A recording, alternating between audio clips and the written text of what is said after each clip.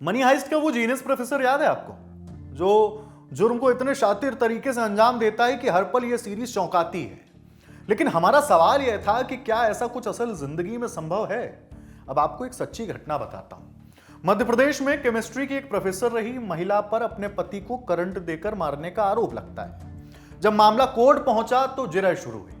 महिला ने कोर्ट के सामने एक पॉइंट रखा, कहा पोस्टमार्टम रूम में थर्मल बर्न और इलेक्ट्रिक बर्न में अंतर कर पाना पॉसिबल नहीं है। 60 साल की महिला का यह तर्क सोशल मीडिया पर वायरल हो गया। दावा किया गया कि 60 वर्षीय महिला का नाम ममता पाठक है, जो बहुचर्चित मेडिसिन स्पेशलिस्ट डॉक्टर नीरज पाठक मर्डर केस की आरोपी है। ममता पर आरोप है कि उन्होंने अपने डॉक्टर पति को पहले जहर दिया, फिर करंट देकर मार दिया।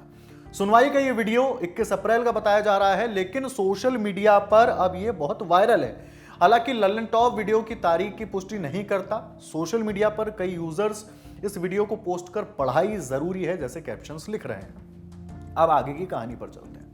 29 अप्रैल 2021 जगह मध्य प्रदेश का छतरपुर। ममता पाठक के पुलिस को दिए बयान के मुताबिक नीरज पाठक अपने घर के ऊपर वाले कमरे में लेटे थे। रात तकरीबन 9 बजे का वक्त ममता नीरज को खाने के लिए बुलाने गई। ममता ने कई बार खाने के लिए कहा, लेकिन सामने से कोई जवाब नहीं आया। ममता ने पास जाकर देखा तो नीरज मृत अवस्था में पड़े थे। ममता के मुताबिक नीरज को पिछले 1 हफ्ते से तेज बुखार था। वो बताती हैं कि उन्हें और उनके बेटे को भी फीवर था, इसलिए वो 30 अप्रैल 2021 की सुबह इलाज कराने अपने बेटे के साथ झांसी चली गई। रात को लौटी तो नीरज की मौत हो चुकी थी।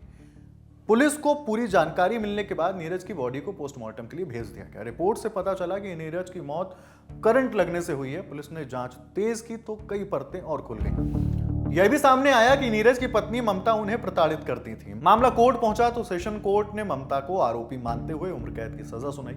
आरोप था कि उन्होंने शक के चलते अपने पति को जहर दे दिया, उसके बाद नींद में करंट लगाकर मार दिया। सेशन कोर्ट से उम्र कैद की सजा मिलने के बाद ममता ने मध्य प्रदेश हाई कोर्ट में अपील की। कोर्ट ने उन्हें 21 अप्रैल तक जमानत दी थी। जमानत आगे बढ़ाने को लेकर हाई कोर्ट में याचिका दायर करते हुए ममता ने खुद ही केस की पैरवी की। जस्टिस विवेक अग्रवाल और जस्टिस देव नारायण मिश्रा की कोर्ट में इस केस की सुनवाई हुई। ममता की दलील इतनी मजबूत रही कि पुलिस की जांच रिपोर्ट पर भी सवाल खड़े हो गए। हाईकोर्ट में ममता ने कहा, मुझ पर लगाए सभी आरोप गलत हैं कि मैंने अपने पति को करंट देकर मार दिया। पहली चीज कि मेरे घर में करंट लीक होते ही बिजली बंद हो जाती है, तो किसी को शॉक लगना संभव ही नहीं है। जज ने ममता से सवाल किया, आप पर आरोप है कि आपने अपने पति की इलेक्ट्रोक्यूशन यानी इलेक्ट्रिक करंट से मर्डर कर दिया है। पोस्टमार्टम के डॉक्टर ने कहा कि डेथ में इलेक्ट्रिक शॉक के निशान थे। इसके जवाब में केमिस्ट्री के प्रोफेसर ममता ने वैज्ञानिक और रसायन शास्त्र से जुड़ी ऐसी दलील दी जो केस पर बड़ा फर्क डाल सकती है।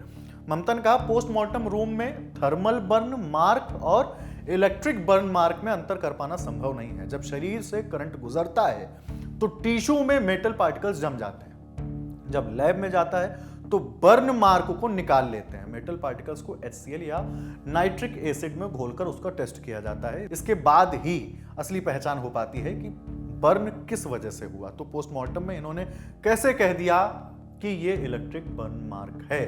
ममता के इस जवाब के बाद कोर्ट में लंबे वक्त तक सवाल जवाब का सिलसिला चलता रहा। हालांकि इस केस में अदालत ने मामला सुरक्षित रखा है। तब तक ममता को जमानत पर रहने की अनुमति मिल गई है। आगे मामले में जो भी अपडेट्स आएंगे हम आप तक पहुंचाते रहेंगे। फिलहाल इस खबर में इतना ही। खबर लिखी है मेरे साथी रक्षा ने, मैं हूं हिमांशु। देखते रहिए द लल्लन टॉप। शुक्रिया।